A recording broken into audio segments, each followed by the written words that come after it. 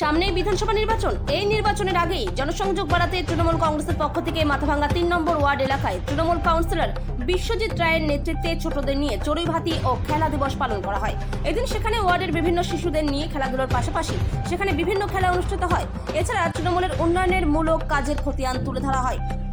Councillor Biswajit রায় জানান, শিশুদের খেলাধুলার পাশাপাশি খাওয়া দাওয়া অনুষ্ঠিত হয়।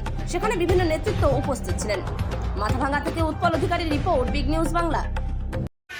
দেখুন, আপনারা জানেন যে একটা উত্তরবঙ্গের একটা পরব আছে, যেটা হচ্ছে আমরা রাজবংশী ভাষায় বলি হচ্ছে তেরিয়া। সেটা ফাল্গুন মাসের 13 তারিখ হয়। ওই উপলক্ষেই আমরা 2 নম্বর ওয়ার্ডে কচিকাছা যে বাচ্চারা আছে তাদের একটা কি বলছিলাম, এটা কি বলবো, চড়াই ভাতি যেটা বলে, একটা পিকনিক টাইপ আর কি, বিবেকানন্দ ক্লাবের মাঠে 2 নম্বর ওয়ার্ডে। ওখানে আমরা আয়োজন করেছি, খেলাধুলা হবে, বাচ্চারা খেলাধুলা করে শেষে বাচ্চাদের যারা যে সমস্ত ছেলেমেয়েরা আসবে তাদের একটা মধ্যাহ্ন ভোজনের একটা সামান্য কিছু করা হয়েছে।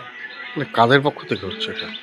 এটা আছে মূলত ওখানকার 2 নম্বর ওয়ার্ডের যে ওয়ার্ড সভাপতি চন্দন সাহা, আমার উদ্যোগ আছে, মানে তৃণমূলের পক্ষ থেকে কি? তৃণমূলের পক্ষ থেকেই করা হচ্ছে।